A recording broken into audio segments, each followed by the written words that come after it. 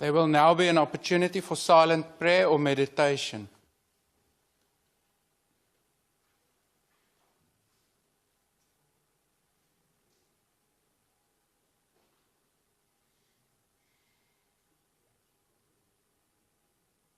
Thank you. You may be seated.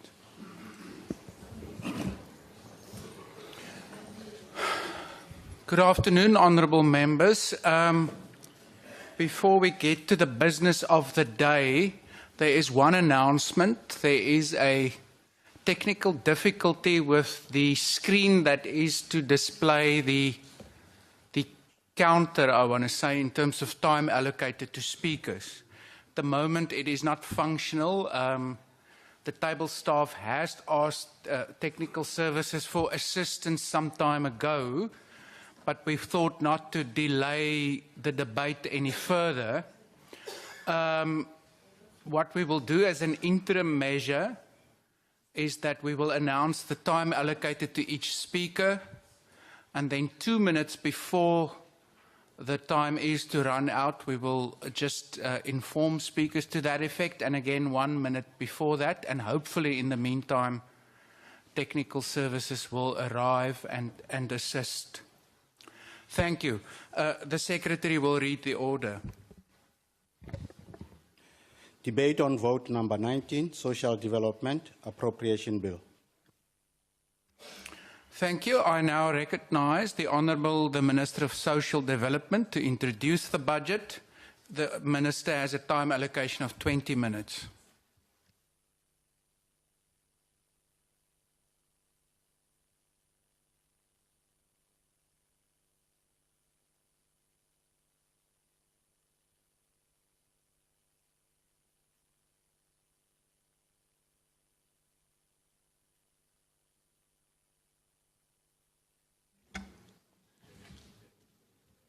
Honourable House Chair, Deputy Minister of Social Development, Mr. Harif Hendricks, Chairperson and members of the Portfolio Committee on Social Development, distinguished guests, members of media, ladies and gentlemen, and fellow South Africans.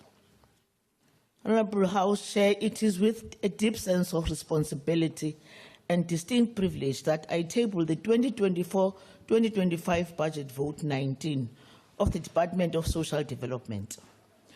On behalf of the Government of National Unity, for your consideration, which we embrace and commit to.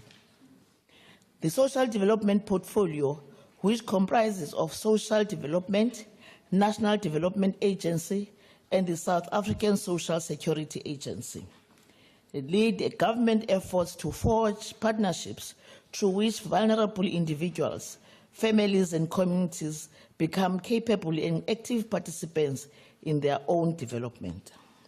The central theme of this budget vote is reigniting the role of the family. Through this budget, we want to draw attention to the importance of strengthening vulnerable families by providing access to a range of essential support services that build resilience and self-reliance within families. These include parenting programs, prevention and early intervention programs, and supported by cash transfers as guided by the revised white paper on families, which Cabinet approved in November last year.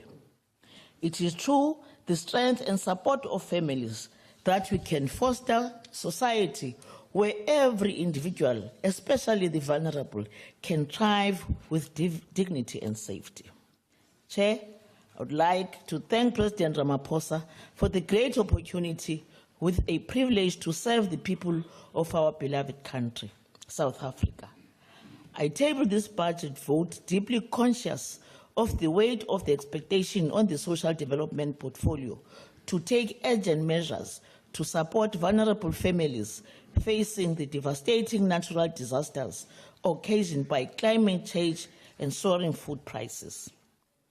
Chair, we are not daunted by these present challenges because we stand on the shoulders of courageous and resilient women who, at the height of apartheid and colonial rule, launched the Federation of South African Women, which culminated in the adoption of the Women's Charter. It is because of the unbreakable perseverance of these women that I stand here today in honor of their memories and to pick up the unfinished task of working together to build a caring society in which no one is left behind. Honorable Chair and members, tomorrow, the 18th of July, we join the world in honoring Madiba's legacy as we celebrate Nelson Mandela International Day. In tabling this budget vote here today, we hold firmly on the words of the founding father of our democracy, Dr. Nelson Mandela's wise words, I quote, "Overcoming poverty is not a task of charity. It is an act of justice. Like slavery and apartheid, poverty is not natural. It is man-made, and it can be overcome and eradicated by the actions of human beings. Sometimes it falls on a generation to be great. You can be that great generation. Let your greatness blossom." I close quote. Let us be reminded that the establishment of government of national unity is an outcome of the will of the people through their vote. Fortunately, we do not start from zero. If we look back the last 30 years, we can confidently say that there's every reason to celebrate our achievements. This budget vote therefore builds on the gains of the past 3 decades, when we have spared no effort in restoring human dignity and lifting the most vulnerable children, women, older persons, and persons with disabilities from the abject and dehumanizing clutches of extreme poverty. Today, I present this budget vote confident in the knowledge that my predecessor have laid a solid foundation of a service, a legacy I am humbled to committed to take forward during my tenure. In this portfolio, I would like to dedicate this budget to the 2 late former Minister of Social Development, Dr. Zola Skweyiya and Mrs. Edna Molewa. Chair, Honorable Chair, this year's budget is presented against a backdrop of an increasingly constrained fiscal environment across the board, and this department is no exception. The revenue decline comes at this time when even the global economy is experiencing sharper than expected slowdown, with inflation higher than seen in several decades, causing a cost of living crisis and tightening of financial conditions. This is also exacerbated by the rising social ills that places a huge demand for social services, which requires more, not less funding. These budget cuts have significant consequences for the social sector, most notable for the employment of social service professionals who are at the center of service delivery for this sector. In addition, Honorable Chairperson, the non-profit organizations are also negatively impacted due to significant reduction in funding. I'll be engaging with the MECs in all provinces to determine how best we can resolve these 2 challenges. As mandated by the NPO Act, we will commence with the deregistration of non-compliant NPOs, and further briefing on this will be held to advise on the details on how the phase-in approach will be managed. We will do this not turning a blind eye on the critical role many of these NPOs play as a service delivery partners of government. Honorable Chair, the demand for our service has been made worse by the weather-related natural disasters, which have now become frequent and more devastating than ever before. From the tornado in Tongat to the raging storms and floods here in the Western Cape, the human and economic toll of these disasters on the most vulnerable is enormous. I must point out that this area of work remains inadequately funded in the sector. Honorable Chair, I now focus on the budget. With regards to the 2024-2025 financial year, our budget allocations is 275 billion. Of this amount, 266 billion is for the payment of 28 million social grants. Included in this number is around 9 million eligible beneficiaries receiving the social receipt of distress grant. Currently, social grants are a major source of income support for 45% of South African population. The result of the 2022 census are further proof that our investment in the social assistance program is working because it has lifted millions of our people out of poverty. This includes 13.2 million recipients of child support grant and over 4 million of adults receiving old age grants. That is why we will continue working even harder in the coming months and years with the cooperation of this House to overcome poverty and to bring Madiba's words into reality. Honorable Chair, the COVID-19 pandemic has accelerated the use of digital technologies to improve service delivery. In this regard, I am pleased to inform you that we are not left behind. SASSA has embarked on an initiative to digitize and automate its operation to ensure that customers have seamless access to online services in the comfort of their own homes. To date, we have piloted the queue management system in 66 SASSA offices nationally. We intend to roll out this system to an additional 45 offices in the current financial year. To augment these initiatives, we will roll out 60 self-service kiosks in local offices across the country.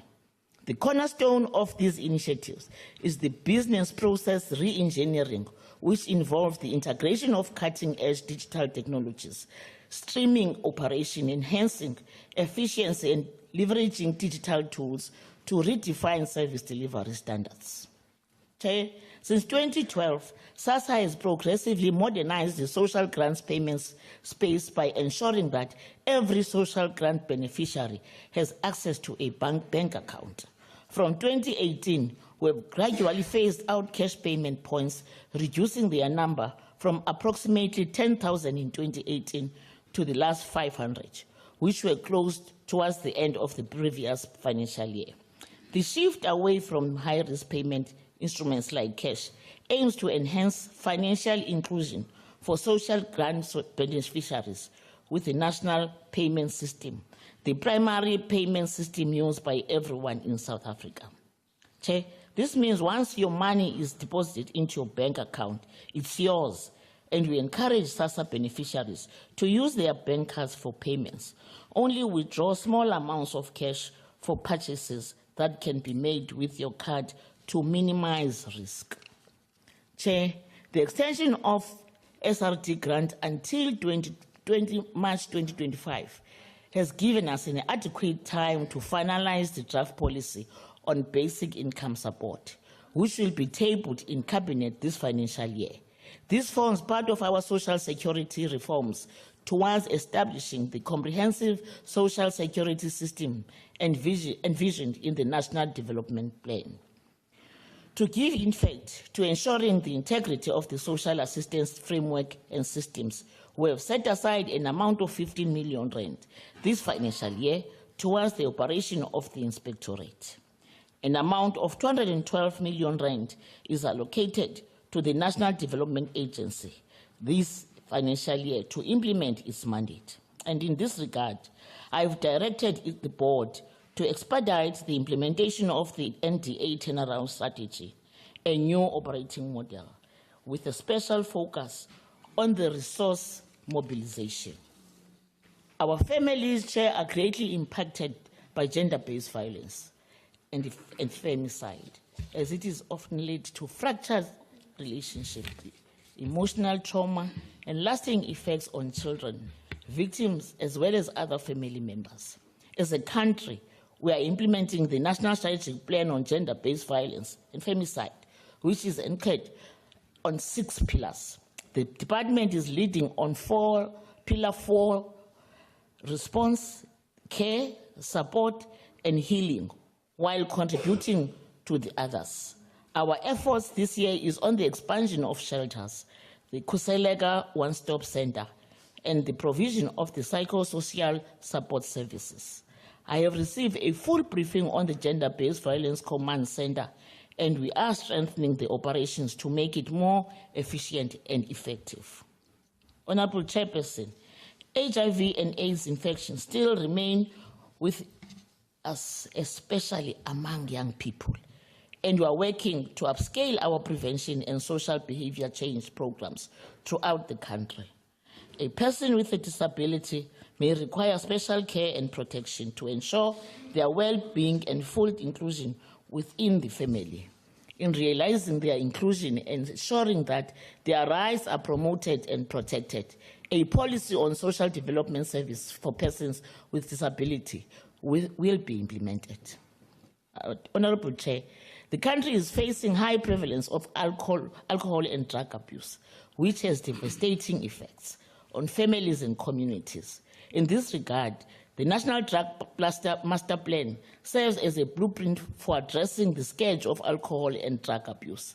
The DSD is working tirelessly on reducing substance abuse and its related social problems through prevention programs in higher education institutions, TVET colleges, and communities. This year, the DSD aims to reach 40 institutions of higher learning nationwide. On the legislative matters, on the legislative front, we intend to revive and finalize key pieces of legislation that lapsed from the previous parliament. These include the Victim Support Service Bill, certain sections of Children's Amendment Bill, and the Older Persons Amendment Bill, amongst others. Honorable House Chair and members, the abuse of older persons, such as the one we have seen recently trending on digital platforms, is an outrage and has no place in a caring society such as ours.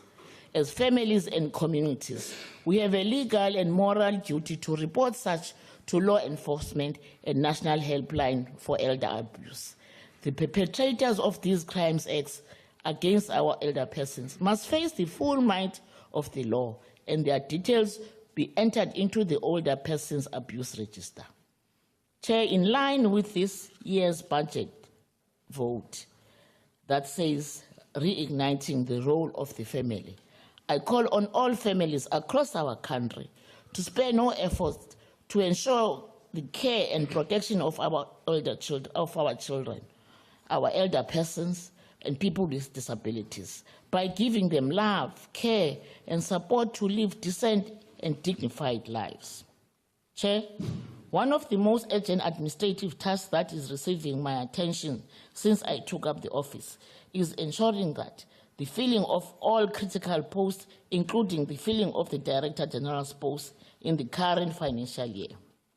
Working with the board of the NDA, we will equally prioritize the finalization of the process of the appointment of the Chief Executive Officer for the NDA in the coming months. In conclusion, Honorable House Chair and members, please allow me, as I conclude, to once again express my gratitude to my predecessors who have laid the foundation for the important work I have presented here today. I thank the Acting Director General, the Chief Executive Officer of SASSA, and Acting Chief Executive Officer of NTA for their warm welcome into this portfolio. I also want to thank the Portfolio Committee under the leadership of Honorable Bridget Masango for wasting no time in speedily processing this budget vote. I ask you to join me and unite with common purpose and share a resolve to live up to be the generation that Madiba called upon to end poverty. Chair, it is in our hands, to take South Africa forward. Together, I thank you.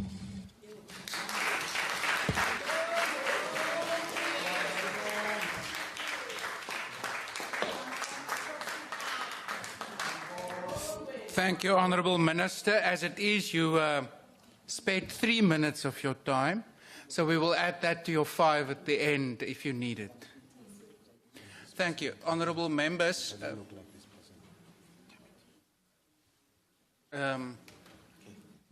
we proceed to the next speaker. The first speaker to arrive, to react to the the budget is the Honourable Flong of the African National Congress. Honourable Member, will you be so kind to just take your seat for one moment? Technical services has arrived. If they can fix it within a few seconds, we continue. Otherwise, we will suspend proceedings for a minute. My apologies once again, honourable members.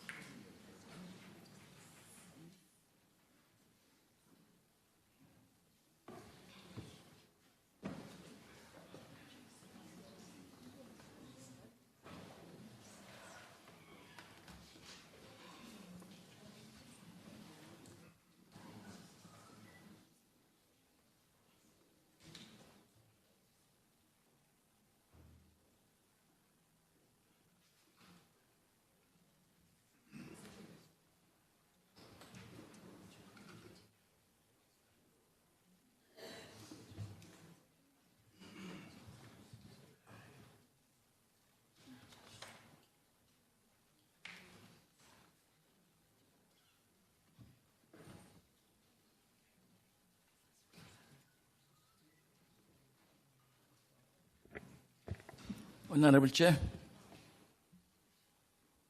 Yes, honourable member. Thank you. I like the idea to suspend services. I think it will also be a good idea when it happens to language services. When we do not get our interpretation, you should also suspend. There is equal importance in that area also. Yes, thank you, honourable member. Yes, I think it would be good maybe for us to suspend proceedings for about a minute, hopefully not more than 2. In respect of language services, I again confirm that because there's multiple mini plenaries happening at the same time, unfortunately the only service available is from any of the other official languages into English. The presiding officers have taken note about the fact that members generally would welcome expanded language services during these mini plenaries, and it will be attended to in future. Thank you. The business, this mini plenary is suspended for 2 minutes.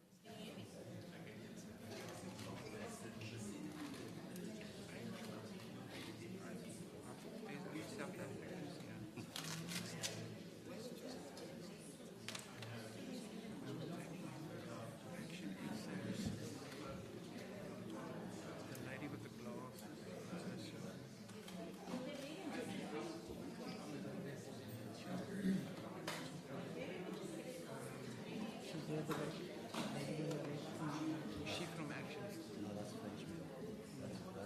That's MCC. The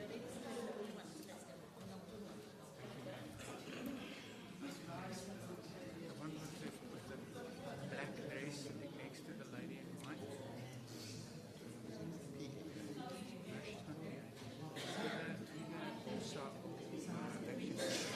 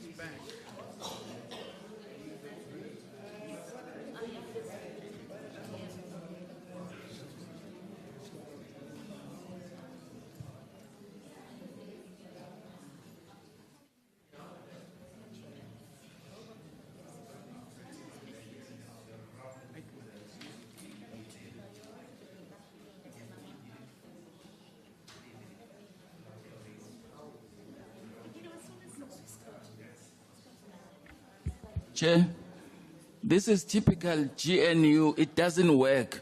Can we proceed? Thank you, Honourable Member. Yeah, let's say this mini plenary is back in session, Honourable Members.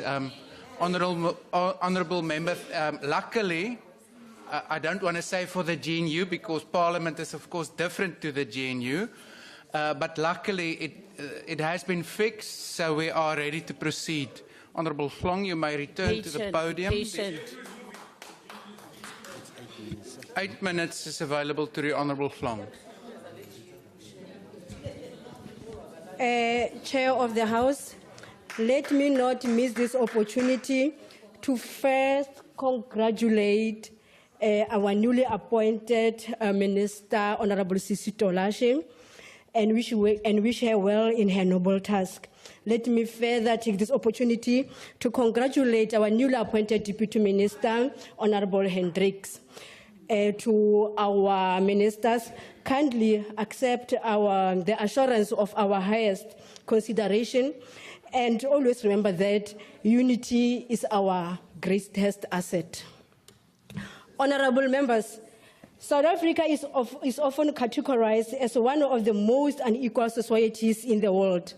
This phrase is loaded with a history of where we come from as a country under governments which sought to cater to the minority while perpetuating socio-economic division on the basis of race, class, and gender. This phrase tells of the persistent residue of the colonial and apartheid governments' legacies that are deeply entrenched in our society and continue to find expression in present-day South Africa. Predominantly, this means that millions of Black South Africans continue to be alienated systematically and structurally from resources and opportunities to better their livelihoods. For the past 30 years, Honourable Chair, the ANC-led government has made tremendous strides to reverse this reality towards developing a more just and equitable society for all. The work done by the Department of Social Development is instrumental in ensuring that the developmental gap created by our historically oppressive system is challenged and undone through comprehensive social security services. This is done in fulfillment of the department's mandate to transform our society by building conscious and capable citizens through the provision of comprehensive, integrated, and sustainable social development services. House Chair, the work of the department is not done in isolation of the country's founding principles and developmental objectives. Its mandate is guided by the Constitution, which declares that everyone has the right to have access to social security, including if they are unable to support themselves and their dependents, appropriate social assistance. In alignment with this principle, our government has been able to lay a solid foundation for our democracy by establishing systems and institutions which affirm our constitutional aspirations of fostering social cohesion and national unity. House Chair, one of our instrumental ways the department has made strides in expanding social protection for the poor and vulnerable is through social grants which cover various groups within our society, including children, older persons, and persons living with disabilities. Since the COVID-19 pandemic in 2020, House Chair, our government has made commendable initiatives to cater to ordinary South Africans who do not fall under traditional grants through the social relief of our distress grant, which is popular known as the 350.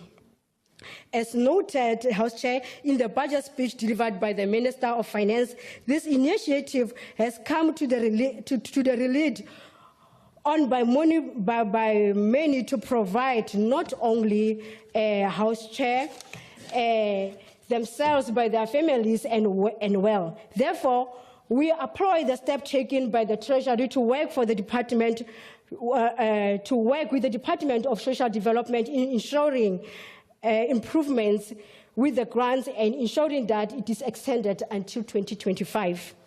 Honourable Chair, we employ the department to swiftly expedite the work it has begun in seeking mechanism to have the SRD grant converted to a basic income grant. This commitment is imperative, ensuring that while the country implements strategies to stimulate the economy and expand employment prospects, that the poor and vulnerable are cautioned against hardships. Honourable members, these efforts cannot be taken for granted as they ensure that vulnerable groups are not plunged further into poverty, thus maintaining the unjust status quo of the society.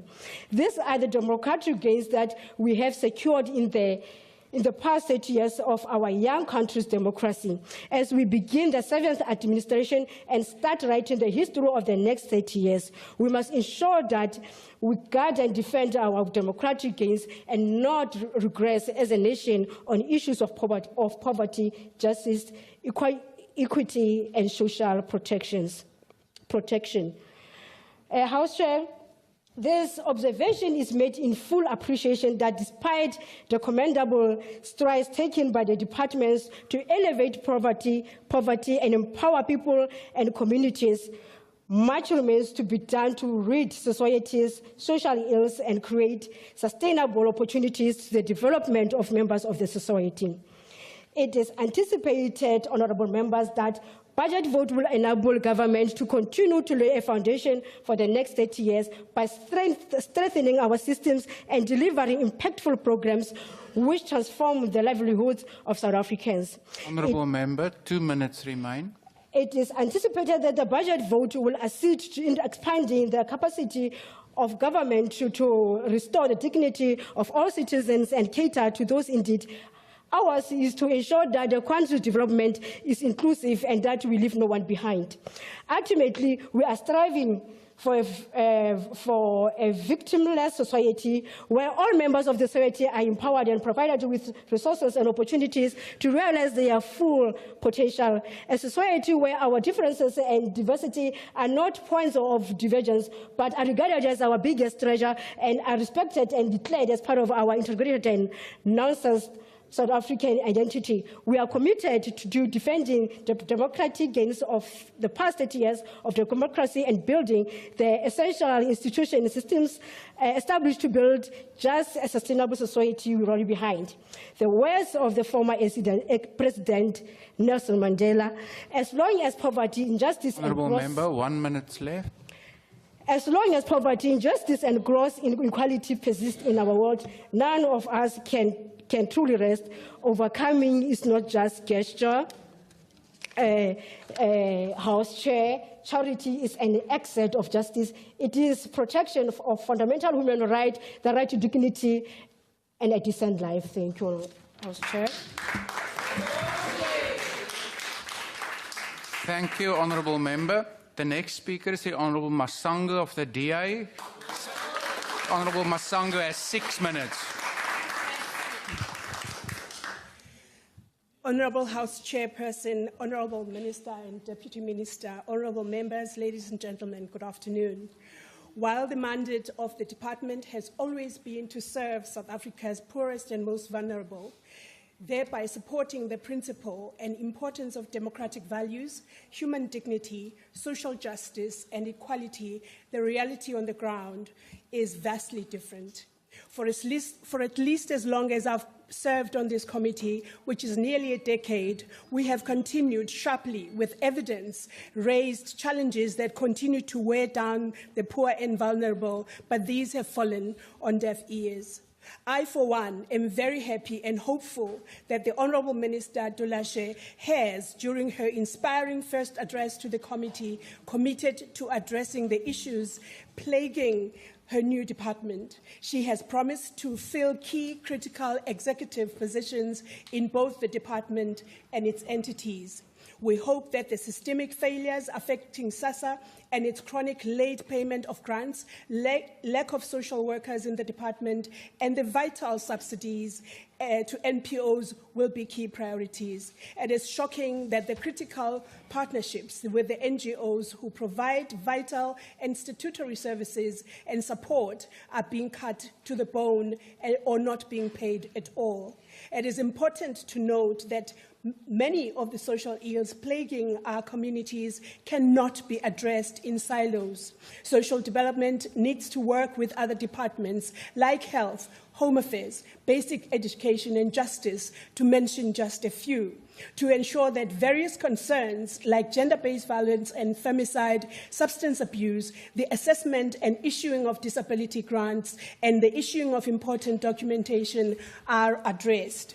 Often bureaucratic red tape hinders vulnerable people even further, and government should be a step out of poverty and not a stumbling block. The DA campaigned on bold solutions that will not only help lift people out of poverty, but to assist them on the road to prosperity. We strongly believe that the increasing of the child support grant to the same level as the official food poverty line, the streamlining of disability-specific grants targeting vulnerable groups for protection during food price shocks, and employing sufficient social workers, providing them with the necessary resources to conduct their work, as this will make a vast difference in the lives of South Africa's most vulnerable citizens. We know, Honourable House Chair, that the road ahead is not easy. The Government of National Unity is in its infancy, and it will be a challenge to our collective political will to ensure that the needs of South Africans are put ahead of political expediency. But I believe that we can make South Africa a better place for all who call it home. We have to try, as South Africans, especially those who are poor and vulnerable, deserve no less. The Portfolio Committee will certainly not shy away from holding the executive to account. We will ensure that outstanding legislation addressing fundamental issues are brought to Parliament, notably the Children's Amendment Bill.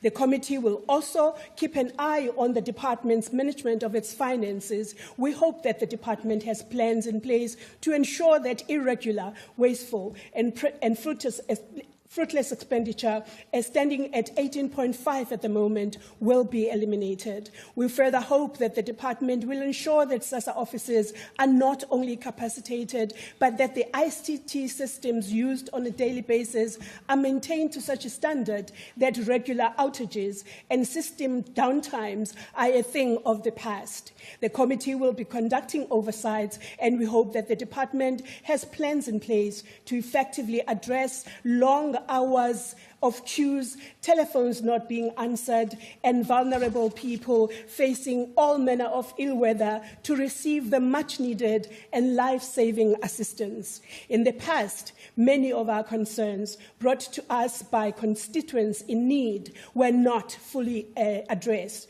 We believe that the Honourable Minister Dulashe will do better and will inspire her department to do better. Honourable House Chair, I commit on behalf of the committee that I have the honour of chairing that we will be available to support the efforts of the Minister and her department, the CEOs of entities and their teams for the benefit of South Africans. I thank you, House Chair.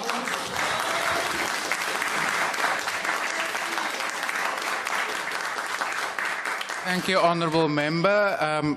Honourable Members, the clock on the screen is now fully functional. I'm tempted to say like the GNU, but then I will be accused of showing a bias. The next speaker is the Honourable Jamah-ah of MK Party.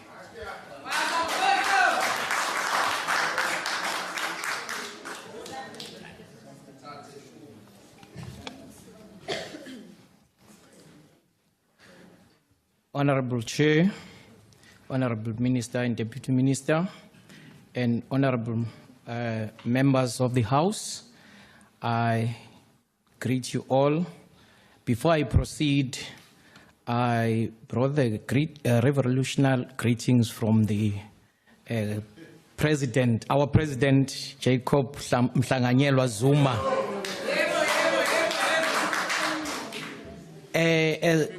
Chairperson, as MKP, we plead that the unemployment SRD grant not to be terminated. Instead, it must be kept in the place until such time that the new model of a permanent unemployment grant has been determined as well as agreed upon and finalized. 1 million of our poor citizens who cannot find jobs are depending on this grant.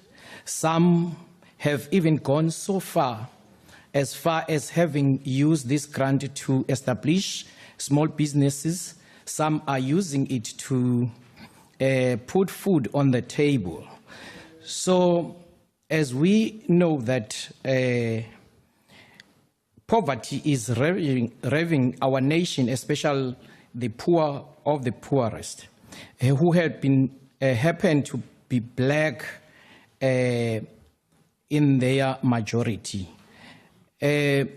Honorable Minister, as much as we agreed about the budget vote of the 7th administration, but as an MKP, we are refraining ourselves in singing on same hymn books with people who stolen our lands. So,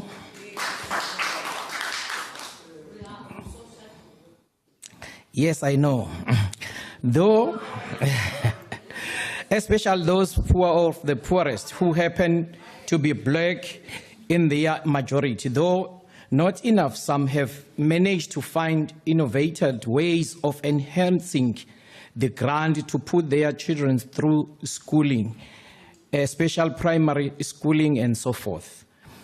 Honorable Chair, as MKP, however, we have challenged when it comes to the distribution of this grant, especially in the rural areas, such as Indwedwe, Nongoma, Mkanduli, and many places where we find our people in those remote parts of areas or countries are struggling to access banks. As you know that these banks are situated far away in towns, or the communities as much, they spend much as 50 Rand or more hiring transport just to get in town and receive their money in referring now to all types of grant.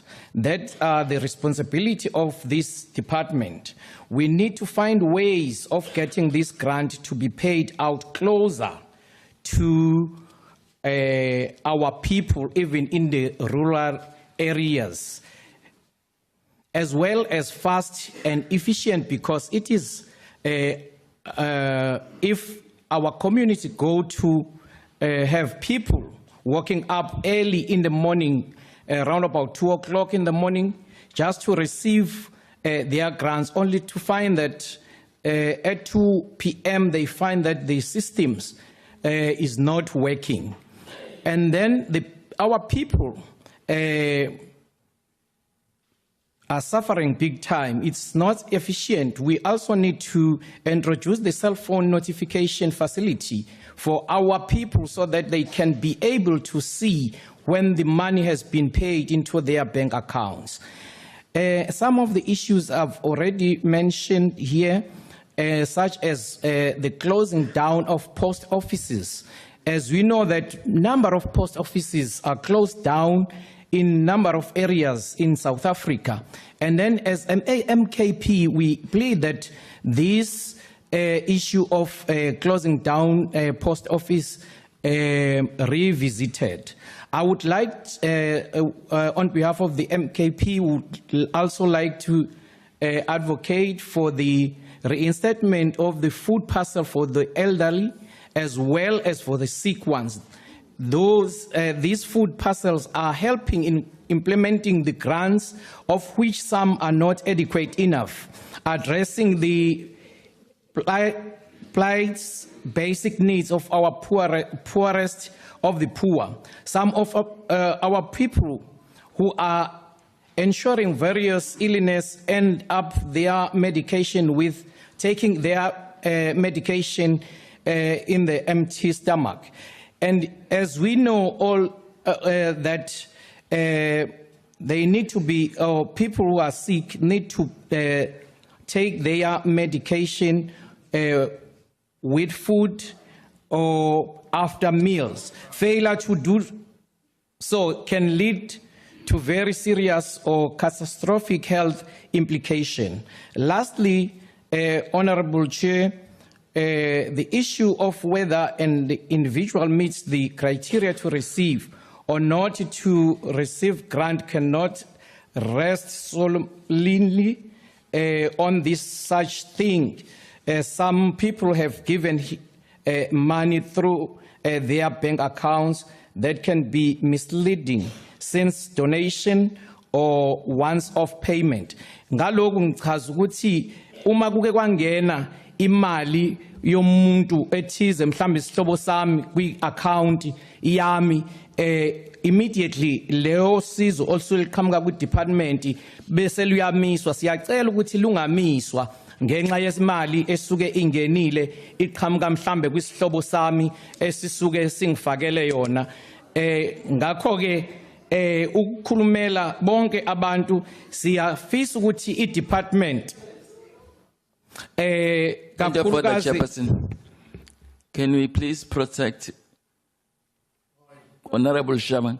It is maiden speech, and I'm having my colleagues here in the EFF. They are having a completely separate meeting. Okay.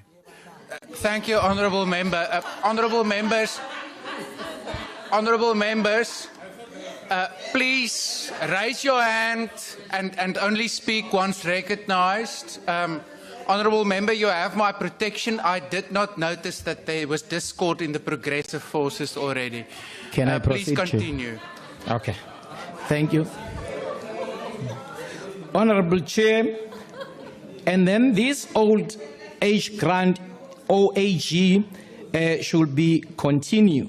And all pensioners should be exempted in VETs. Actually, uma beyothenga izinto ezibalekile ezifana izinto ezibalekile zokuthi bakwazi ukukondla imndeni yabo.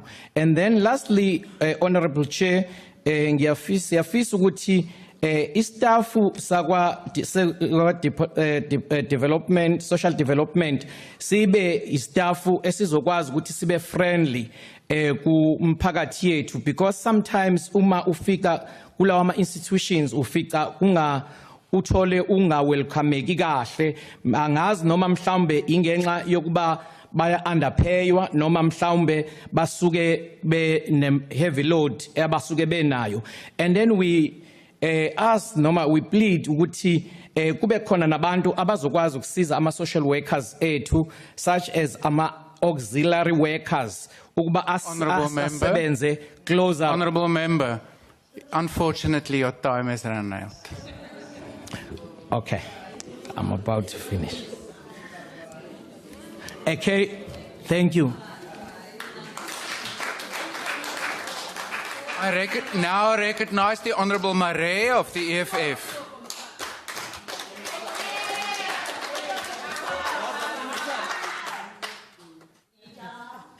Hi, Chairperson, how are you? House Chair. Honourable Chairperson. Honourable Marais, Yes. just take your seat for one moment, please. Honourable Member, you will have to scream at me, or you have a mic there. Yeah, Slalo, indlela ochuba ngayo lana, ayinabo ubulungiswa. Amanye wamalunga mayekhuluma la uyawakhumbuza isikhathi ukuthi sekusele iminute noma kusele amabili. Kodwa kwamanye amalunga awubakhumbuza ukuthi sekusele isikhathi ukuze azogoqa inkulumo yakhe. Awuhambisi kahle. Uhamba nebejenu onke lobakhumbuza isikhathi. Ukhethi phela. Yeah, thank you, Honourable Member. Before the Honourable Jamah-ah came to the podium, I did announce that the screen is now fully functional. And I did because it's his maiden speech and his own member interrupted him, give him another 10 seconds. So I tried to be fair. Thank you. Honourable Mare, please continue. And just look at the screen there. Thank you, Chairperson. Chairperson, I want to take the moment to acknowledge my Commander-in-Chief, our President, with our officials, commissars, and also our fighters, and then also the progressive forces of this Parliament. Thank you. Honourable Chairperson, the budget presented to us today is woefully inadequate and pales in comparison with the volume of work needed to address social ills in the country. There is a significant concerning shortage of social workers in our country. Despite the presence of over 3,000 unemployed social workers, the shortage has resulted in many schools no longer having access to social workers, even as our community faces disturbing increase in crime and pressing social issues like gender-based violence, rape, murder, and substance abuse. The demand of their service has never been more urgent. For these social workers who are office-based, the situation is further compounded by inadequate facilities that hinder their ability to carry out their daily tasks effectively. The lack of proper resources severely limits their capacity to provide essential service and intervention to those in need. Additionally, transportation shortages are often confined social workers to their offices, preventing them from reaching communities that require urgent assistance and support. Addressing these challenges requires a multifaceted approach. It is crucial to prioritize the deployment of social workers where they are most needed, such as in schools in communities affected by high levels of crime and social issues. Moreover, ensuring that office-based social workers have access to adequate facilities and resources is essential for enhancing their effectiveness and efficiency. The Social Department offices are currently facing significant shortcomings in facilities that impact both the large volumes of daily visitors and individuals with disability.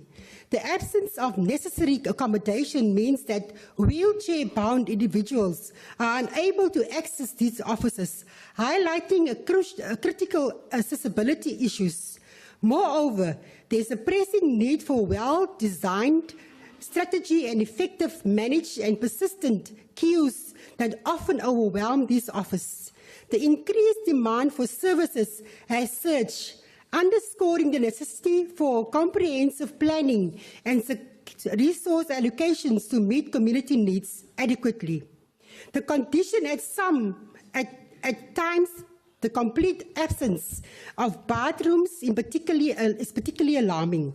Access to a suitable bathroom facility is a basic requirement that directly impacts the dignity and comfort of visitors and staff alike. Addressing these deficiencies is crucial to ensure that social development offices can operate efficiently and provide essential services in a manner that respects the rights and needs of all individuals. The current implementation of the SRD grant has resulted in exclusion of young people and unemployed individuals due to stringent review of their bank accounts. The policy prevents participants from receiving any funds in their account regardless of whether the money is from family or friends providing assistance.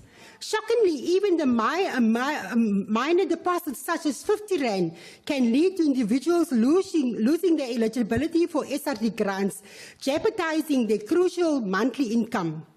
This situation underscores the urgent need for comprehensive review of a SRD grant, guidelines and implementation procedures. The current approach appears over-restrictive and fails to account for the realities faced by the vulnerable individuals who rely on these grants for their basic needs. A more flexible and compassionate approach is necessary to ensure that these in genuine needs to receive the support they require without unnecessary bureaucratic barriers. The National Development Agency, the NDA, established with the aim of poverty alleviation, has adopted a turnaround strategy that resembles more of a small business plan rather than a focused approach on addressing poverty itself. This strategy notably lacks a clear vision and mission centered around poverty alleviation, which is critical for guidance, impact, and intervention. Compounding the issue as budget cuts to impromptu prioritize staff costs over essential research and problematic initiatives aimed at directly combating poverty. This skew allocation of funds severely limits the NDA's ability to implement effective poverty alleviation measures and innovative response to evolving socio-economic challenges. The situation raised serious concerns about the political will to effectively tackle poverty. The apparent lack of prioritization and strategic focus on poverty alleviation indicates a broader systematic issue that undermines effort to uplift disadvantaged communities. Without adequate funding and a robust commitment from policymakers to prioritize poverty alleviation initiatives, sustainable progress in redressing poverty levels remain elusive. To truly address poverty requires a comprehensive, concerted effort, one that involves not just financial commitment, but also genuine empathy and understanding of the complex factor. Contributing to poverty Honourable, unfortunately, your time is also now run out. Therefore, the EFF rejects the budget as it fails to prioritize the needs of the poor and vulnerable.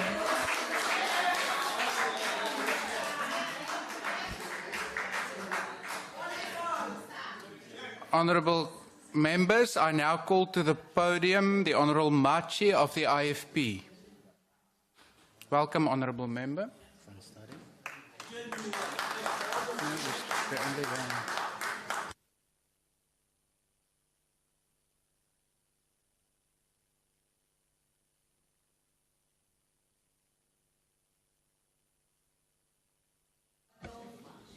Honourable Minister, Deputy Minister, respective staff, honourable members of the Parliament, I greet you all this afternoon.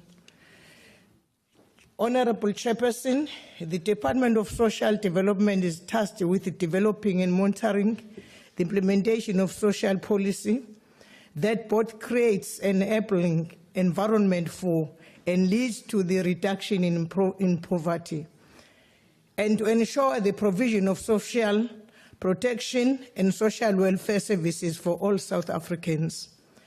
If you were to ask any South African whether they believe the department has been able to perform this task, you most certainly met with a resound no. This department has been consistent in failing the people of South Africa.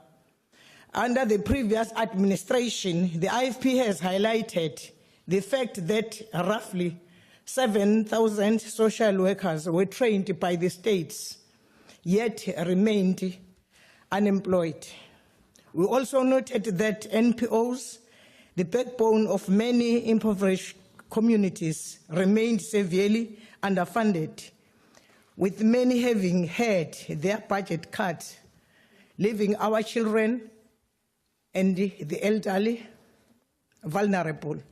The department has reported that the cabinet has approved reduction in the budget amounting to 1.8 billion over the medium-term expenditure framework. This leaves us to join the committee in questioning what impact these budget cuts will have on the employment of social workers and funding of NPOs. The department cannot continue on the same strategy as the previous administration when it comes to the employment of social workers. Therefore, we urge the Minister to provide the committee with the plans the department has in place to circumvent the impact of these budget cuts.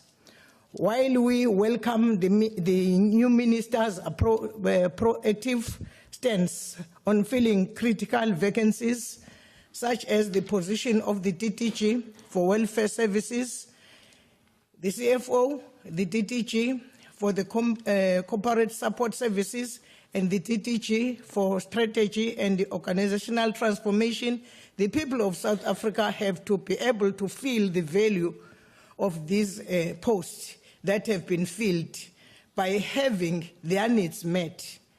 Furthermore, we need the minister to be just as proactive in ensuring that the department fill our local communities with trained social workers and safe haven in the form of NPOs. We also note that the allocation to the South African Social Security Agency will be reduced by 1.5 billion. In SONA 2024, the President argued that social grants are an investment for the future of the children. However, this does not seem to be reflected in the budgetary allocation. These budget cuts also do not inspire any hope that the department will be able to implement a basic income grant. As the IFP, we urge this new administration to break the cycle of the previous administration that only paid lip service to the people of South Africa.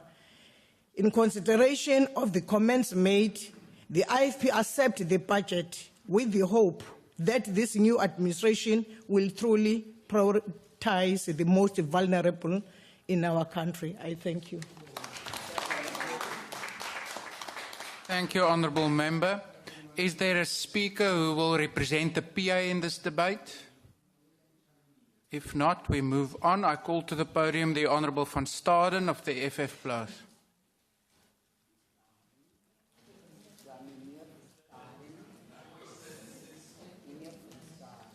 Thank you, Chairperson.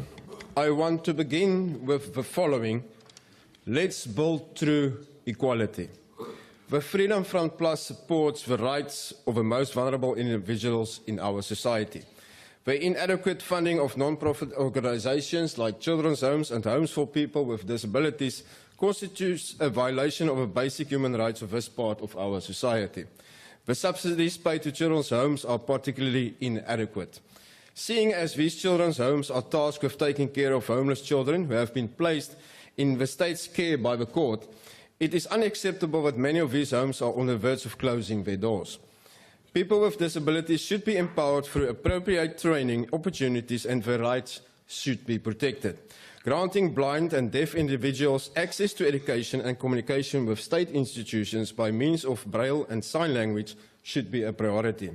Talle welsinsorganisasies in Gauteng ondervind tans die probleem met die Gautengse Departement vir Maatskaplike Ontwikkeling dat hulle fondse aan hulle uitbetaal moes gewees het nagenoeg 7 dae nadat hulle kontrakte onderteken het. Sekere van organisasies het wel finansiering ontvang, maar verskeie van hierdie organisasies sal dalk al deure moet sluit omdat fondse nie uitbetaal was nie. Ons as die regering van nasionale eenheid sal indringend hierdie probleme met die onderskeie provinsiale departemente moet aanspreek en daar kan nie toegelaat word dat organisasies wat dienskontrakte gesluit het later ingelig word dat dit weer geskrap is nie. Selfs die howe moes hier ingryp en die departement in Gauteng dwing om 'n verslag oor sy betalings aan hierdie instansies in te dien. Welsinsorganisasies was ook met geen keuse gelaat as om voor die departement se deure te gaan betoog nie. Onder regering van nasionale eenheid mag sulke laksheid nie geduld word nie en moet welsinsorganisasies met die nodige waardigheid en respek behandel word. Die totale begroting vir die 24-25 boekjaar beloop R275 miljard. Hieruit word fondse verskaf aan ons bejaardes, oorlogsveterane, mense met gestremdhede, pleegsorg en ander. Die werkloosheidssyfers staan tans op 'n enorme 8,2 miljoen mense, wat 32,9% van ons bevolking beslaan. poverty is a national problem that affects a very large part of our society. Through the years, it has become evident that involving an entire community in eradicating poverty is the most effective form of poverty relief. Thus, the FF+ strives to promote community-based social services. Gender-based violence must be a no-go, and there should be a zero tolerance for people who make themselves guilty of this. These offenders should get the punishment that they deserve to the extent of a law. Violence and discrimination against women and girls must not be allowed, and stricter legislation should be made against such actions. Victims of rape, molestation and domestic violence are too afraid to report these incidents to the police due to intimidation. Ons moet die bejaardes en weerloses van ons gemeenskappe koester en beskerm. Ons moet armoede uitroei, maar om dit te doen sal die regering van nasionale eenheid moet wegdoen met beleid wat ekonomiese groei kniehalter. Sonder ekonomiese groei sal ons dit nie reg kry nie en gaan hierdie probleem net al hoe groter en groter word. Honorable Chairperson, it is now our time to let's restore and build. Thank you very much. Thank you very much, Honorable Member. The next speaker will be Honorable James.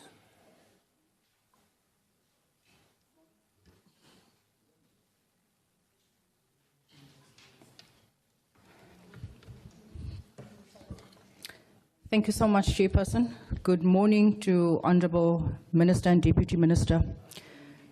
Afternoon. Sorry, I hear you. Lead department, according to the National Drug Master Plan, they say social development is a lead department. Custodians of the Children's Act, I don't see them leading anywhere, Minister. Number one, Minister, you make mention of 28 million grants that is being paid. Do you know where those SASSA cards are? They're at the Machonisa, causing great chaos and harm in many communities. What are your monitoring tools in place to ensure that the most vulnerable actually receive these funds? Prioritize substance abuse is what you say. When an entire directorate in Gauteng has been suspended for over a year, senior officials getting paid more than R1 million a year, they have been on suspension, taxpayers' money that could have been diverted elsewhere to the Central Drug Authority that only gets 8 million to roll out the National Drug Master Plan and address substance abuse for the entire country, yet we are okay with officials being suspended for more than a year. This is in Gauteng. Reunification of families. How are you speaking about reunification of families when we don't even have social workers in our communities, when they knock off at 2 o'clock, when they don't have access to cell phones and to cars, where they are dropping the ball, when those same social workers, the few that we do have, Minister, place those young vulnerable children that we have reported to them 100 times back in the care of the perpetrator who continues to put their fingers in the vaginas of little girls in the community that I come from as a result of substance use disorder. The implementation of the Drug Master Plan, how are you intending to implement it when to date we haven't seen the CDA even being present at one of these meetings? The CDA that is responsible, again I say, for the implementation and to make sure that we have your local drug action committees, when only reports from 5 departments has been received, many of the 21 departments responsible to report into the CDA has not submitted their reports in terms of what they are doing with substance abuse, yet we are saying prioritize drugs. The President has said we cannot rest, yet in social development we are resting when it comes to drug abuse. This department, Minister, as things stand, and you can reference this afterwards, I'll give you a few case studies, guilty of secondary trauma in most of our communities. Secondary trauma as per the Children's Act, because you know what? They see those mothers and children begging on the street corners, they walk and they drive past them. To them, that is okay. According to the Act, that is gross neglect, and those parents must be charged. Secondary trauma to the many children that are dropping out of school, that these social workers, the few that we have, are aware of, and they continue to do nothing about that. Minister, we have said, send me. I want to be there for the drug addict, for the homeless and everyone. Who is being sent to those communities? I have case study after case study, Minister, that we have escalated to this department. There are so many social workers that needs to be charged in this department. There are so many officials in this department. If you are taking your reports and your briefing from officials, best you start dealing and speaking to NGOs. Most of our rehabilitation centers has been closed, shut shut down. There are papers as you go and you do for assessment. They tell you rehabs has been closed. Why? Because this department would much rather fund a beauty parlor 150 million than attend to the most vulnerable in our communities. This is what is happening in this department. And then they take years and then they say we are not funding your NGOs and your NPOs because there's no money. There's no such thing as no money, Minister. Year in, close to financial year end, they have imbizo upon imbizo so that they can spend that money. Ministers and MECs come to us and say that we do not have funds. Do not have funds where? Because you, the department, request the funds from Treasury. Treasury gives you what you can show you can spend. They cannot spend what they have, but they tell us as communities they don't have. You are the cause of the many deaths in my community and all the other communities. I thank you. Let this department start serving and developing and not start causing and not be creators of the harm in our communities. I thank you. Honorable members, may I ask that when I stop you, please stop, because I give you some seconds after to conclude.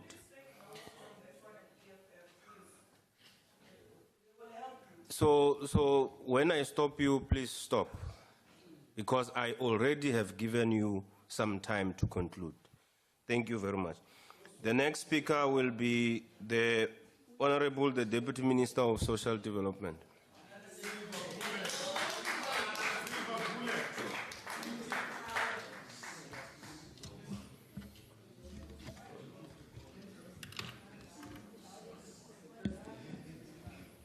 Honorable Chairperson, Minister of Social Development, Mzansi, Chairperson of the Portfolio Committee on Social Development, Ms. Bridget Masangu, Honorable Members of Parliament, distinguished guests, including the stakeholders watching on a big screen at a convention centre, partners and the members of the community present, ladies and gentlemen. No democracy can survive and flourish if the mass of our people remain in poverty, without land, without tangible prospects for a better life.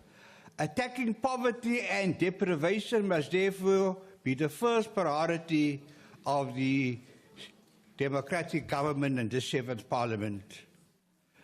This quote I borrowed from the 1994 Reconstruction and Development Programme. Yes, I said people remain in poverty without land. I wanted to add no access to WhatsApp, but that's not in my script. Can you envision a life without food, without a roof over your head, no basic services, no employment, not being able to provide for your family, no access to basic services and technology? This seems like a harsh or far-fetched reality, and yet many South Africans find themselves living under such harsh, inhuman and undignified realities. Eradicating poverty in all its forms should not be reduced to an act of charity towards beneficiaries. It should be seen as the preservation of inherent human dignity. This is what I call a revolutionary act. As we celebrate 30 years of democracy, we are reminded that many of our people are still to enjoy the benefits of this hard-earned right. The National Development Plan, South Africa's blueprint to reduce poverty, unemployment, and inequality, which I call the triple whammy, aims to draw on the energy of its people, growing an inclusive economy, building capabilities, enhancing the capacity of the state, and promoting leadership and partnership throughout society. Much has been done, but there's even much more that is required to achieve the NDP goal, and the clock is ticking. There are 6 years left. The question now is, how do we maximize the time and resources we have to ensure that we meet the goals that we have set for ourselves as a country, which, Honourable Chairperson, are not just national priorities, but also part of global priorities as espoused in the Global Sustainable Development Goals, SDG 230. I was reminded of this when I visited the UN headquarters in Vienna.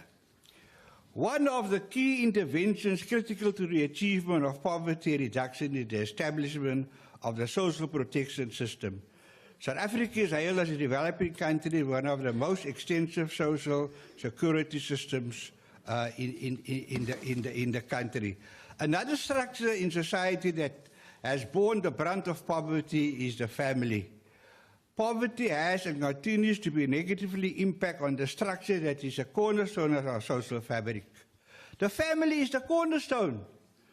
Chief Albert Lutuli and our own Deputy President embrace the importance of fatherhood. Honourable Chair, one of the improvements we want to make in our social protection system is to better coordinate our programs and ensure adequate mobility for our working age population. Between access to employment and safety nets.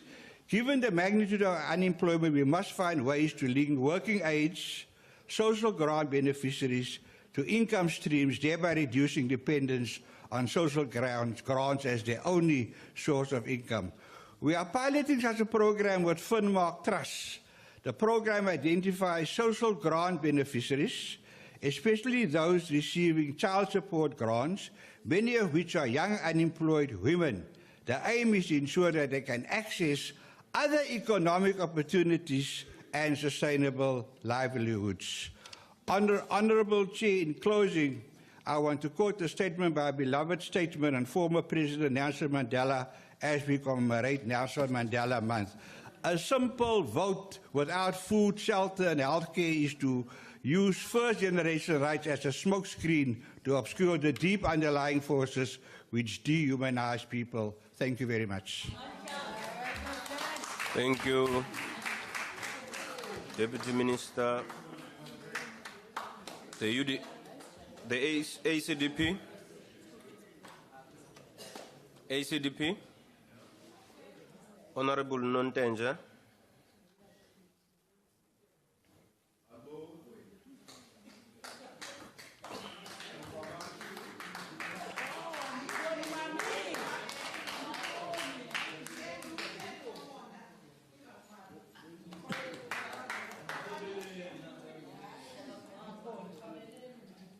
Honorable Chairperson, Honorable Minister and Deputy Minister, Honorable Members, greetings this afternoon.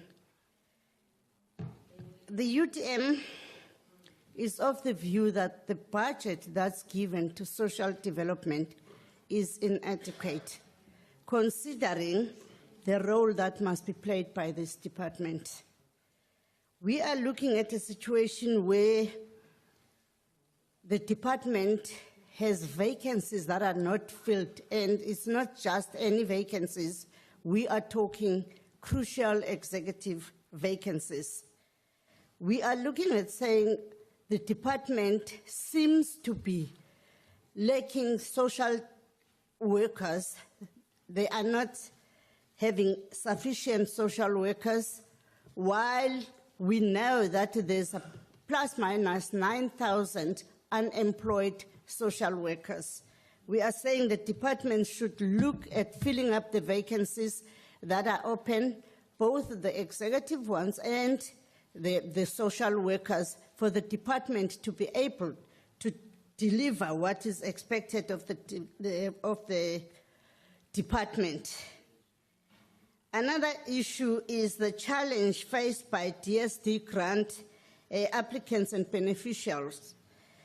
Many applicants face compounding problems and exclusion errors with application processes, with the lack of the internet connectivity, data and airtime, whilst other beneficiaries lack digital literacy and connectivity when they have to update their details. Some end up being robbed because they have to ask around for help. Furthermore, there has been an outcry from elderly SASSA beneficiaries that the department should bring back the cash pay stations to communities elderly people are now subjected to queuing, long lines, and they get robbed in towns, more especially in small towns where there are very few ATMs. The UTM requests the department to do its responsibility and ensure that these social ills are taken care of. I thank you. Thank you. Thank you very much, Honorable Member. The next speaker is Honorable Ghana.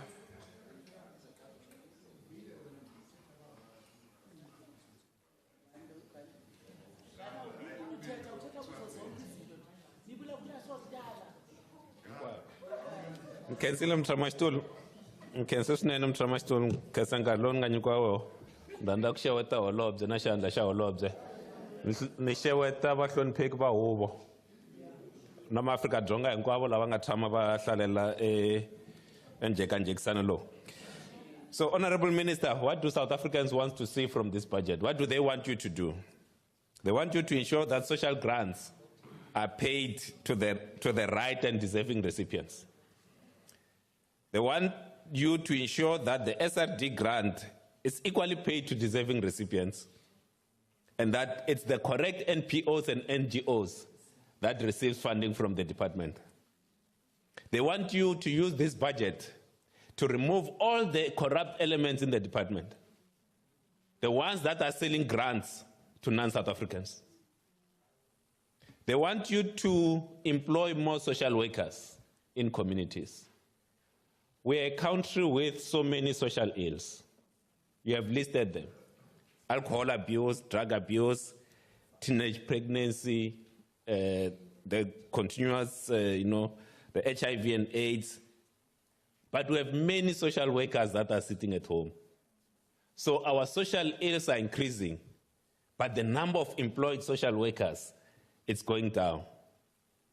So we need to ensure that we use this budget to have social workers in communities. And there's another social ill that you did not mention, and it's the one that's guzzling the SRD grant. It's sports and online gambling. You must just see on the day that the SRD grant is being paid, to go to any betting space. The queues are so long. Our young people, the poor South Africans, are queuing in the hope that maybe they will win something, and they end up losing most of their money. And it's across many communities. And the last thing that I want to say, Minister, South Africans expect you to be, especially the poor and vulnerable, expect you to be their champion. One of the things that you need to champion in the cabinet is the issue of the food vouchers. And what we propose as Rise Mzansi is that it can't be that Makashile Ghana, who is a member of parliament, when I go and buy a bag of millimeter, I pay the same price as a social grant recipient. There must be something in the card that says, no, this is Makashile Ghana as a member of parliament. He must pay the full price. And this is Mrs. Ndlovu. Is a social grant recipient. She can't pay the same salary, the same price as I pay as a member of parliament. Can you please champion that? And as Rise Mzansi, if you do the things that we have just said in 3 minutes, we'll support you. Honorable Ghana. Bosa. ATM. Honorable Advocate Sally.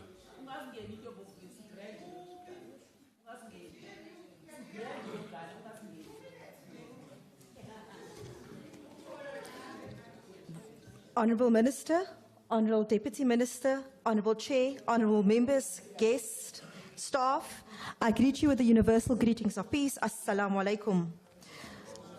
Our Jamah congratulates our Honourable Minister and Deputy Minister and wishes them strength and beneficial success in their positions.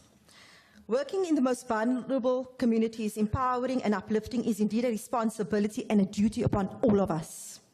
Having engaged with individuals with various disabilities, it became clear they face increased challenges in securing employment, their frustration that not enough is being done to cater for their willingness to work, and grants are not sufficient for their basic needs. Last Sunday, in line with the duties of assisting our vulnerable, I attended a social function hosting approximately 500 elders across the Cape Flats. The elders gave me a very clear message. Please tell the Minister and Deputy Minister we are in despair with the increase in pension that is not in line with constant increases we are burdened with. We beg the Minister to please provide us with a living wage pension, and this is the same call from elders throughout the country. The constant challenges faced by the treasures of our society in the form of increased living costs is that the pension received is not adequate to meet their basic needs. The elderly fear the social economic challenges in the country, such as unemployment, poverty, crime, and drugs. In Paarl, the Rusthof Old Age Home is struggling to provide daily meals to its residents as they are forced to spend large sums of money on repairs due to burglaries and vandalisms. There are not enough old age homes that accommodate the elderly and those with disabilities that is in line with the cost of government pension fund they receive. Many of our elders are exposed to domestic violence, including people with disabilities, and they are finding themselves in undignified shelters. Gender-based violence is a widespread problem in South Africa, causing negative impacts on women and children. During the Deputy Minister's term in 6th Parliament, he submitted a private member's bill on the Maintenance Act. He challenged a discriminatory clause against women who are denied a stipend for travelling to the maintenance courts. Deputy Minister and dear Minister, we look forward to you challenging more of the archaic laws and the laws that is actually impacting on the most vulnerable in our society. Our Jamah-ah believes in eradicating poverty based on creating sustainable full employment, and for the unemployed a decent social grant in line with cost of living, and to especially the most vulnerable in our society, the elders, those with disabilities, children, and those impacted and who are in need of care. We have to increase the safe spaces and programs for children at risk due to poverty, crime, gangsterism, and much more. We must remove the obstacles which retard sustainable development. Challenges of slow growth, extreme poverty and inequalities, and the high unemployment rate. Homelessness has increased to estimated 200,000 due to unemployment, lack of affordable homes, etc.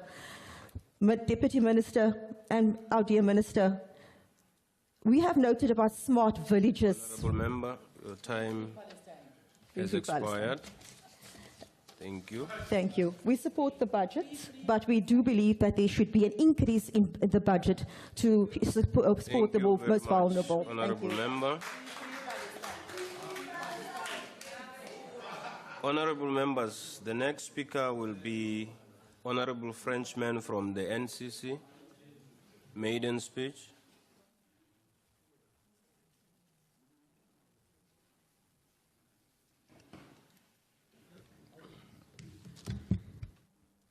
Thank you, Honourable Chairperson. Greetings, Honourable Minister, Deputy Minister, and Honourable Members. The National Coloured Congress is well aware of the needs of the many poor communities across South Africa, and we understand the importance the SASSA grants has for all those families, but those grants provide only temporary relief. With the exclusion of the disability and elderly grants, social grants are like putting a plaster on a gaping wound. The Department of Social Development should focus more on poverty eradication and not more ways to hand out grants. Social grants does not create sustainable communities, but rather communities that will forever depend on handouts. The system is unfair to the poor and the taxpayer.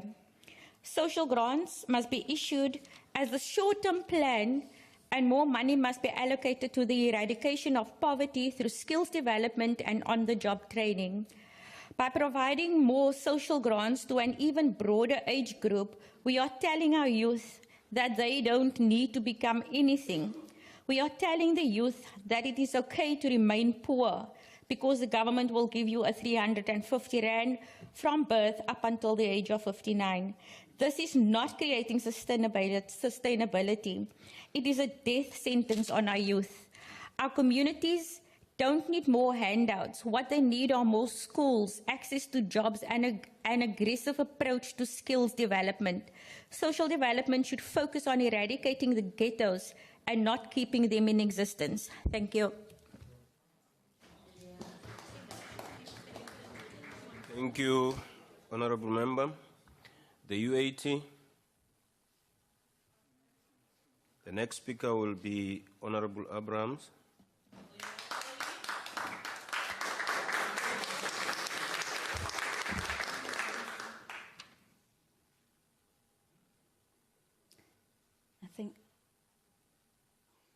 Thank you, Chairperson. The challenges and hardships facing the millions of vulnerable South Africans who depend on the Department of Social Development is intensifying. Yes, Minister, we must reignite the role of families because families are in crisis mode and they've been in crisis mode for a long time. The challenge with the Minister's suggestion that SASSA beneficiaries must only withdraw small amounts each time is that the value of the grant is so little that it's gone within the first trip to the grocery store, and that's not even taking into account transport costs. And those of us who do our own grocery shopping will agree with that. The spiraling cost of living is increasing, so much so that many families are left destitute. Additional challenges of untreated or even undiagnosed mental health issues, substance abuse, gender-based violence are all added, but a few added burdens on an already strained system. Many in our society feel unsafe in their own homes, and some communities, such as the Cape Flats, face ongoing threats and violence of gangsterism, while the senseless killings, including that of women and children, see South Africa's murder rate at 84 murders a day.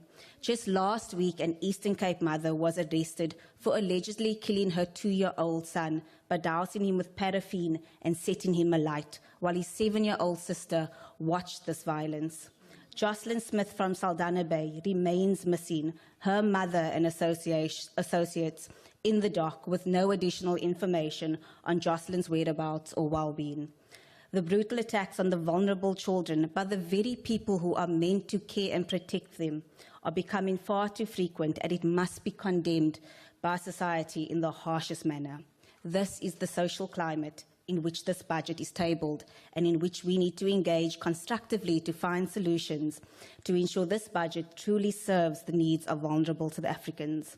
Juggling reduced budgets while poverty and social ills compound mean the Minister must address issues of wasteful and fruitless expenditure, root out fraud and corruption within entities like SASSA, and scrutinise whether or not programs and entities such as the National Development Agency are having the desired impact, and ensure that every taxpayer's rand spent is utilised appropriately and efficiently.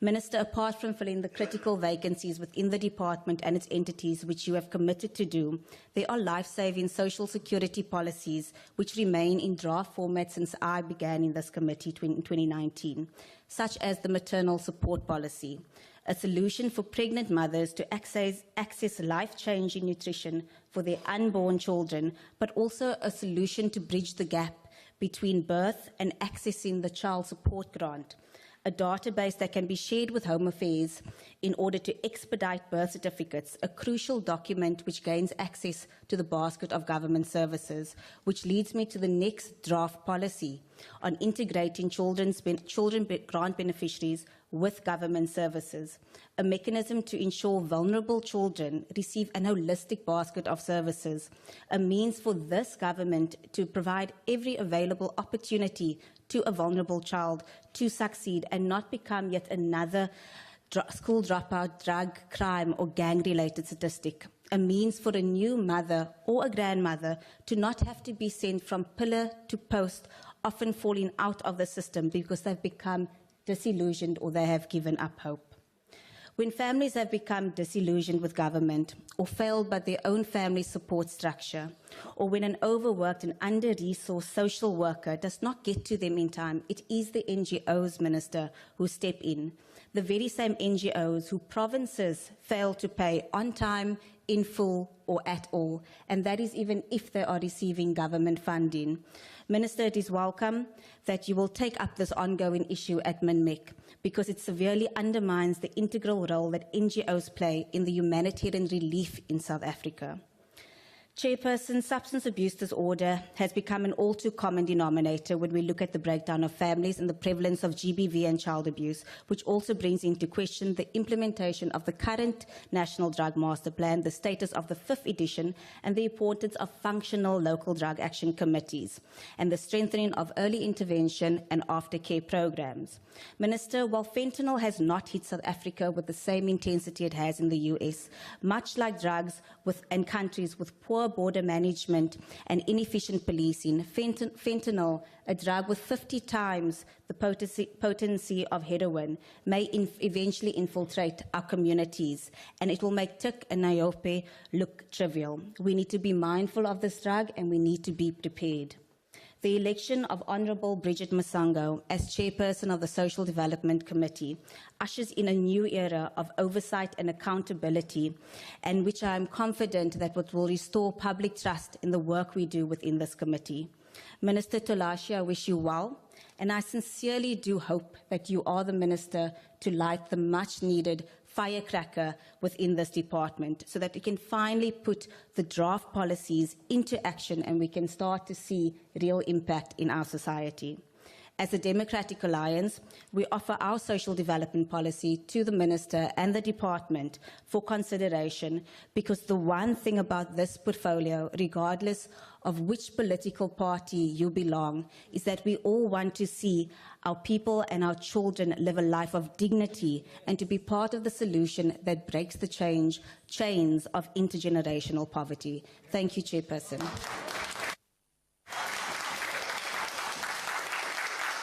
Thank you very much. The next speaker is Honorable Munyai.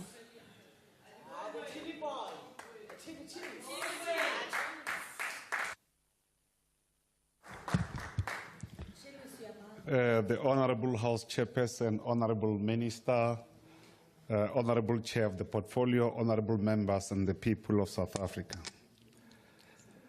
As the African National Congress, we acknowledge the criticism, constructive criticism, but it's important that House Chair, despite the fact that this Parliament is the contested terrain of our struggle, we should not appreciate the mirage of the barrage of propaganda and the myth that is being leveled against the department and the Honorable Minister, which some of it, as we observe, should be sheer, narrow, and subjective, uninformed, misguided, and lazy thinking outside the objective reality of the fundamental debate, fundamental robust debate in this House.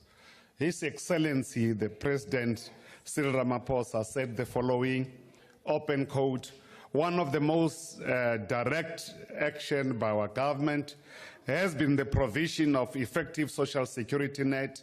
Today, more than 18 million people in South Africa or in our country receive the social grant," close quote. The ANC-led government since 1994 built the most extensive system of social security net, social grants, which no country in the African continent and the world at large has ever achieved. We are very pleased as the African National Congress that the Honourable Minister is committed to continue to provide comprehensive social protection to the poor and the vulnerable. The people of South Africa, I must underscore that regardless of the formation of the GNU, the ANC will continue with policy consistency and continuity, and the cabinet will remain the nucleus and the nerve center of the executive decision-making process, not the media or the WhatsApp groups. The ANC will continue to use the Constitution to correct the injustice of the past, because it is everyone's interest that there's social security in our country. Honorable House Chairperson, what guides the mandate of the Department of the DSD is derived from the broader social protection expressed in the Constitution and the Chapter 11 of the National Development Plan, which support the principle and the importance of the democratic values, human dignity, social justice, and equality.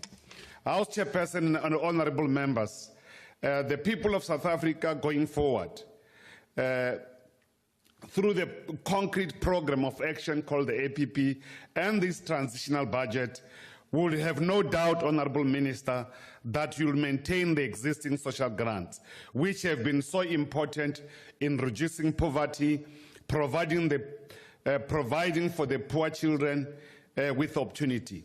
We in the African National Congress rise in support of this budget vote 19 of the Department of Social Development, precisely because the APP and the budget, despite being transitional, it have the core values of care, humility, hope, and the aspirations of the millions of South Africans, majority of them who are poor.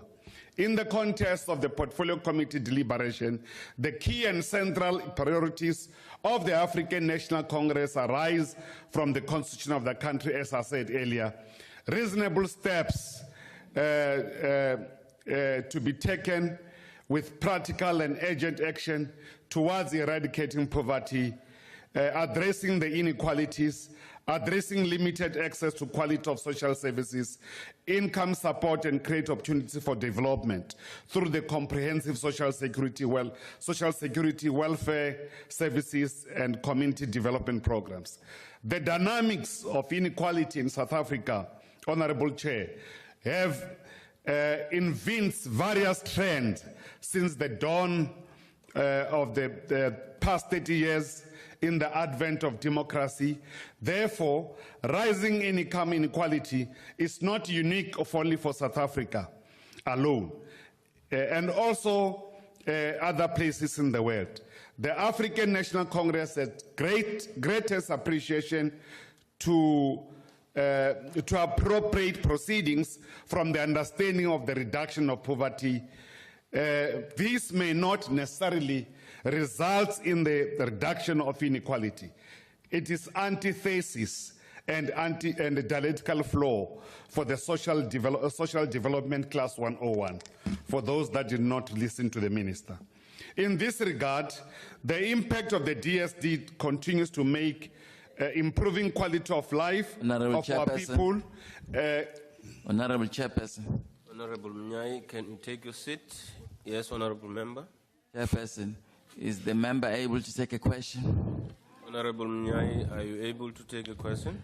I'll take it after the session is adjourned. Oh, Jesus Christ, there's no... Thank you. Can you proceed? So I was saying, Honorable Chairperson, that it is antithesis and dialectical flaw, that is social development class 101, for us to pursue. In this regard, the impact of the DSD continues to make improving quality of life of our people. That gets hammered by the constitution of many factors and challenges of the department, which we believe must address, including, amongst others, growing poverty level inequality, increasing social ills that are informed by substance and alcohol abuse, GBV and social crimes, teenage pregnancy and child neglect, as well as the disaster and impact on COVID-19. That really, we understand that it brought the unprecedented consequences that South Africa and the world has ever seen. The memory of COVID-19 is vividly fresh in my mind because I used to serve in the Portfolio Committee on Health when the first case of COVID-19 infection was reported in our country. It remains the objective view of the ANC that the department to focus on following key areas align with our manifesto commitment in the next 5 years. For the past 30 years, we must acknowledge, the ANC-led government has been providing significant social grants in character being anti-poverty measures and gender, class, race. Going forward, this must be sustained by Honourable Minister as she has committed. So, with respect to social grant, for the past 30 years, the ANC-led government provided social grants as one of the biggest anti-poverty, against poverty alleviation programs, and the DSD has ever run in our country. Going forward, we are very pleased that the ANC and the Honourable Minister will improve the provision of social grants without disruption.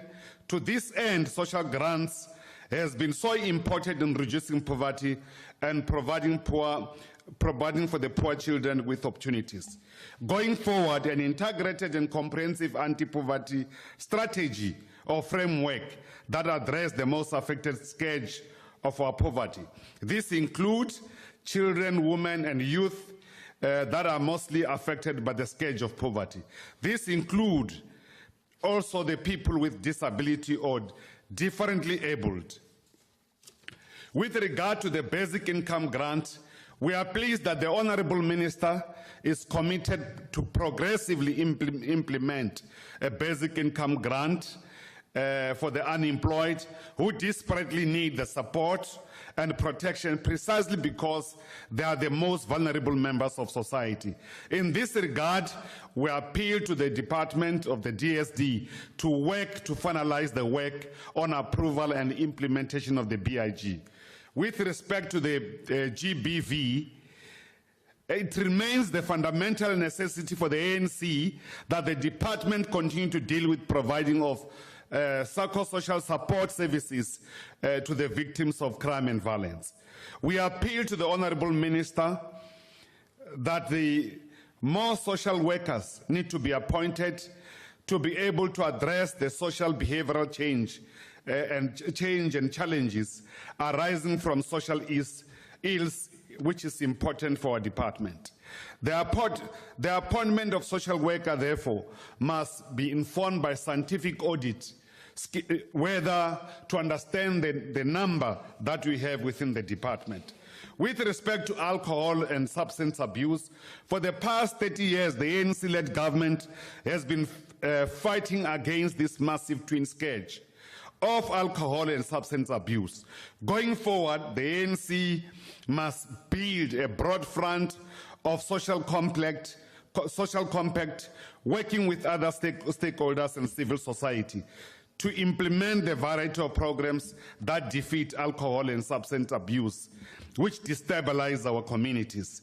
Working with DTIC, we must ensure that the bill that relate to alcohol must be carried forward.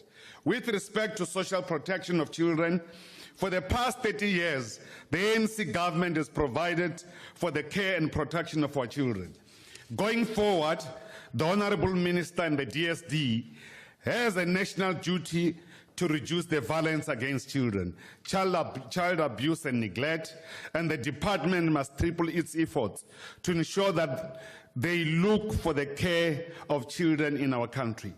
With respect to disaster management, the DSD must improve on its disaster management responsiveness systems and enhance coordination with other stakeholders across government, private sector, and civil society. With respect to youth development, empowerment, the department must look for empowering youth with relevant skill for the development of employability, because we can't have continuous people in the same area. We have to give them skill so that they can be employable. With regards to the care and protection of children, the DSD has a duty to reduce violence against children, child abuse and neglect. The department will triple its effort to ensure that we look for the care of the children in our country. With the old age persons, with respect to the aged, the DSD must triple its efforts to stop exploitation for the care and for the protect the rights of the elderly and the people that are differently abled. In this regard, we call for persons with disability to be put high on the agenda. With respect to the support of the NPO, the department will also ensure that they deal with issues of the sectors in terms of registration, funding, and support. With respect to community development, the department will triple its effort to focus on mobilizing, empowering communities as a way to provide capacity to individuals and families and community. The minister acknowledged that where they work, they must ensure that the community also get developed. I thank you very much, Honorable Chair. Thank you. Thank you very much, Honorable Munyai. The next and last speaker is the Honorable the Minister of Social Development.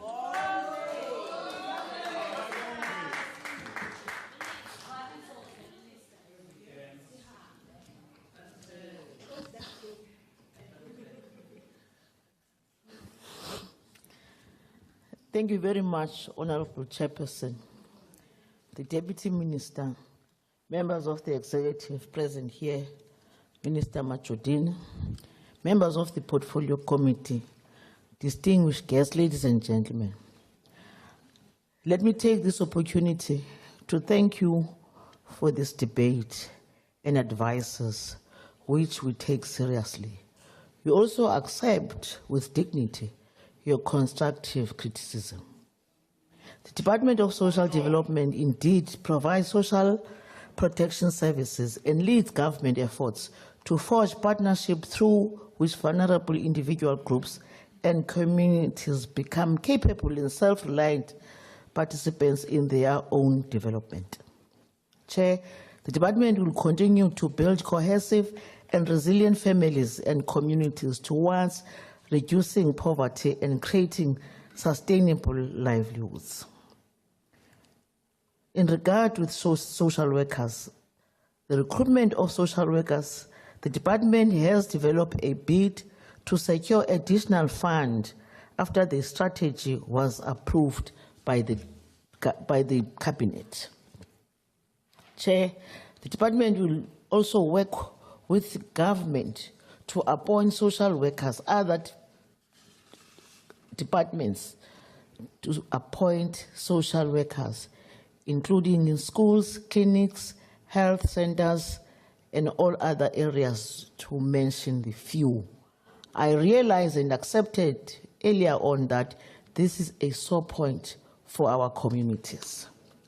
Other partners will be engaged to partner with us in this recruitment of much needed resource, which is social workers.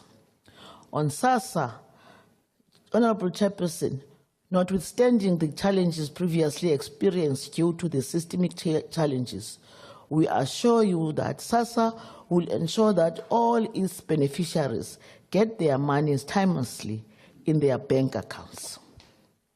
SASSA will implement a customer service charter to inform communities about the service SASSA provides.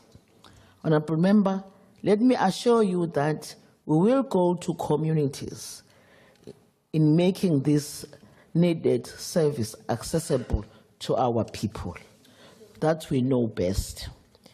Chair, on NDA, the NDA turnaround strategy is aimed at creating sustainable income to poor people through development interventions, thus reducing dependency on the state. The department and the NDA are strengthening partnership with other government and private sector to fund community-based development programs using the DDM to improve the standard of living of our poor families. On alcohol substance abuse, the challenge of alcohol drug abuse is a societal problem, and it is intersectoral. The department, together with other critical stakeholders, need to prioritize the issue of alcohol and drug abuse in order to curb this abuse. Despite budget cuts, the department will reprioritize operation of the budget to areas which has been highly affected, including the alcohol substance abuse. Honorable Chair, As members, it is regrettable that Gauteng Department had challenges in the transfer of funding to the NPOs. We acknowledge that shortcoming.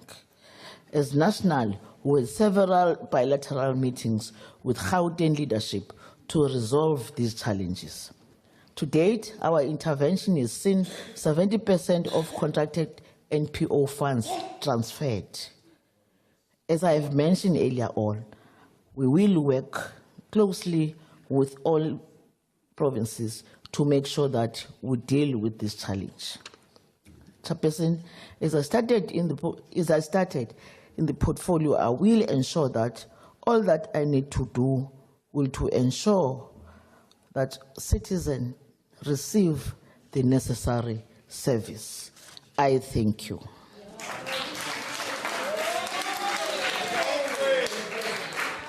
Thank you. Thank you very much, Honorable Minister. Honorable members, you are reminded that 2 debates are scheduled simultaneously for 16:15 today. The Public Enterprise Budget Vote debate will be held in the Good Hope Chamber, while the Human Settlement Budget Vote debate will take place in the committee room M46, which is this one. That concludes the debate and the business of this mini plenary session. The mini plenary session will now rise.